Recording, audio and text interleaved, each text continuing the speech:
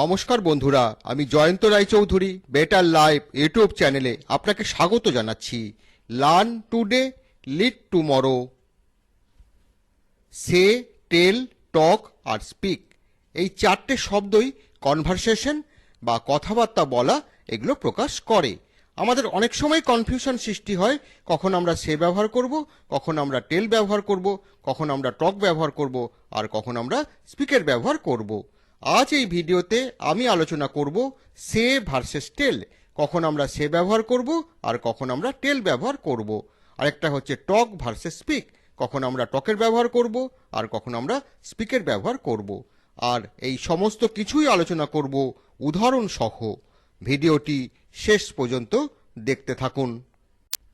প্রথমে বলবো সে ভার্সেস টেল।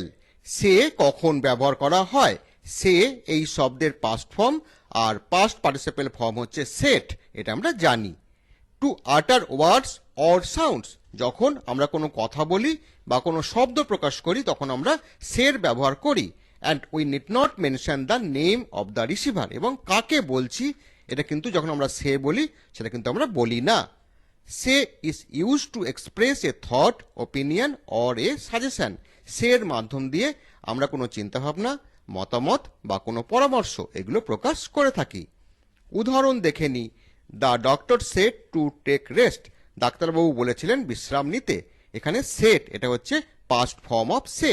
এখানে দেখতে পাচ্ছি আমরা কাকে বলছি এটা কিন্তু এখানে বলা হচ্ছে না। সেড টু হুম এটা কিন্তু এখানে বলা হচ্ছে না। এটা প্রকাশ করছে একটা সাজেশন, পরামর্শ। He said that we could do it, সে বলেছিল যে আমরা এটা করতে পারি। এটা প্রকাশ করছে একটা ওপিনিয়ন। এখানেও আমরা দেখতে পাচ্ছি যে কাকে বলছি সেটা কিন্তু এখানে বলা হচ্ছে না। I know what to say, আমি জানি কি বলতে হবে। এটা প্রকাশ করছে একটা চিন্তাভাবনা। এখানেও রিসিভারের নাম প্রকাশ করা হচ্ছে না, কাকে বলা হচ্ছে এটা প্রকাশ করা এখানে হচ্ছে না। এবার বলবো টেল কখন ব্যবহার করা হয়। টেলের পাস্ট ফর্ম আর পাস্ট পার্টিসিপেল ফর্ম হচ্ছে টোল্ড, এটা আমরা জানি। Tell is use to give or ask information or instruction to a person. Tell যখন আমরা বলি তখন কোনো ব্যক্তিকে কোনো ইনফরমেশন দিই অথবা ইনস্ট্রাকশন দিই, অথবা ইনফরমেশন চাওয়া হয় অথবা ইনস্ট্রাকশনও চাওয়া হয়।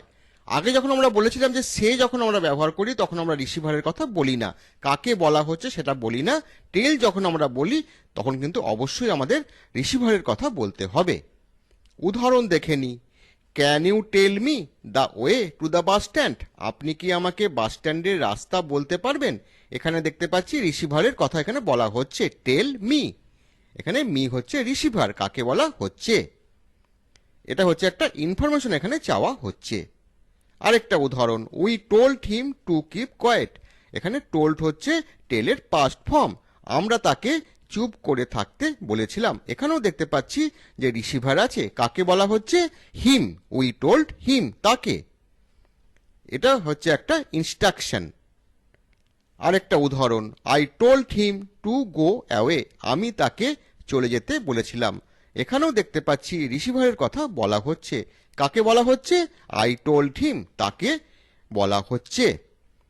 এটাও হচ্ছে একটা ইনস্ট্রাকশন। এবার বলবো টক ভার্সেস স্পিক। প্রথমে দেখে নিই টক কখন ব্যবহার করা হয়। টকের পাস্ট ফর্ম আর পাস্ট পার্টিসিপেল ফর্ম হচ্ছে টকড।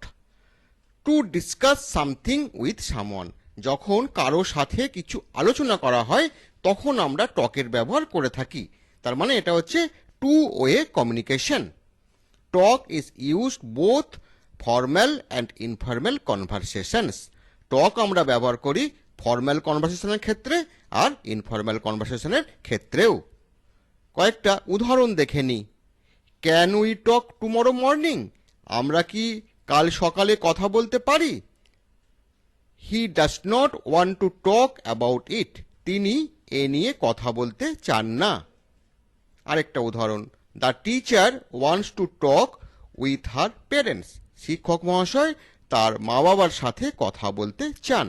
তাহলে দেখতে পাচ্ছি টক যখন আমরা ব্যবহার করি তখন কোনো কিছু আলোচনা যখন করা হয় সেটা যখন প্রকাশ করতে চাই তখন আমরা টকের ব্যবহার করে থাকি। টক ফর্মাল কনভারসেশনের ক্ষেত্রেও বলা হয়, আবার ইনফর্মাল কনভারসেশনের ক্ষেত্রেও বলা হয়। এবার হচ্ছে স্পিক কখন ব্যবহার করা হয়। স্পিকের পাস্ট ফর্ম হচ্ছে স্পোক আর পাস্ট পার্টিসিপেল ফর্ম হচ্ছে spoken. Speak is also use to have a conversation with someone.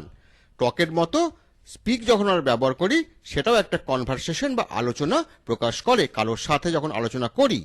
And speak is more formal than talk, এবং স্পিক হচ্ছে টকের চাইতে বেশি formal. General conversation and no specific details. যখন আমরা স্পিক ব্যবহার করি সেটা হয় সাধারণ আলোচনা, কোনো নির্দিষ্ট বা বিস্তারিত কোনো আলোচনা সেখানে থাকে না। Speak is also use two be able to talk in any particular language. আমরা যখন স্পিক ব্যবহার করি তখন আমরা প্রকাশ করি কোনো ভাষায় কথা বলার দক্ষতা। উদাহরণ দেখে নিই। I spoke to the minister about this incident yesterday. গতকাল এই ঘটনা নিয়ে আমি মন্ত্রীর সাথে কথা বলেছি। He never speaks at the meeting. সভায় তিনি কখনো কথা বলেন না। My son can speak English well. আমার ছেলে ইংরেজি ভালো বলতে পারে। এখানে কোনো ভাষায় কথা বলার দক্ষতা সেটা প্রকাশ হচ্ছে। এবার বলবো preposition after speak and talk. আমরা স্পিক আর টকের পরে কোন কোন প্রিপোজিশনের ব্যবহার করে থাকি। যখন আমরা কোনো ব্যক্তির সাথে কিছু নিয়ে আলোচনা করি তখন আমরা স্পিক অথবা টকের পরে টু অথবা উইথের ব্যবহার করে থাকি। Speak or talk plus to or with plus someone যখন হয়। যখন কোনো বস্তু বা বিষয় সম্বন্ধে আলোচনা করা হয় তখন আমরা স্পিক বা টকের পরে অ্যাবাউটের ব্যবহার করে থাকি। উদাহরণ দেখে নিই। He did not want to talk with me. তিনি আমার সাথে কথা বলতে চাননি। এখানে ব্যক্তির সাথে আলোচনা করার কথা বলা হচ্ছে, সেই জন্য হচ্ছে টক উইথ মি। এখানে উইথের ব্যবহার এখানে হচ্ছে। আরেকটা উদাহরণ, may I speak to you for a minute. আমি কি 1 মিনিটের জন্য আপনার সাথে কথা বলতে পারি। এখানেও আমরা ব্যক্তির সাথে কিছু নিয়ে আলোচনা করছি, সেই জন্য হচ্ছে স্পিক টু ইউ। এখানে টু এর ব্যবহার এখানে করছি।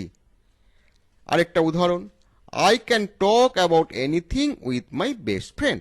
আমি আমার সেরা বন্ধুর সাথে যে কোনো বিষয়ে কথা বলতে পারি। এখানে কোনো বিষয়ের কথা বলা হচ্ছে, সেই জন্য এখানে অ্যাবাউট এর ব্যবহার করছি। I can talk about anything. The teacher spoke about the importance of discipline in life. শিক্ষক মহাশয় জীবনে শৃঙ্খলার গুরুত্ব সম্পর্কে কথা বলেছেন। এখানে দেখতে পাচ্ছি কোনো বিষয় নিয়ে কথা বলা হচ্ছে, সেই জন্য হচ্ছে spoke about the importance of discipline in life. অনেক ধন্যবাদ ভিডিওটি শেষ পর্যন্ত দেখার জন্য। ভিডিওটি কেমন লাগলো সেটা কমেন্ট করে জানান। কি ধরনের ভিডিও দেখতে চান সেটাও বলুন। ভিডিওটি ভালো লাগলে লাইক করুন, শেয়ার করুন, আর যদি এখনো আমাদের চ্যানেলটি সাবস্ক্রাইব না করে থাকেন প্লিজ সাবস্ক্রাইব করে ফেলুন।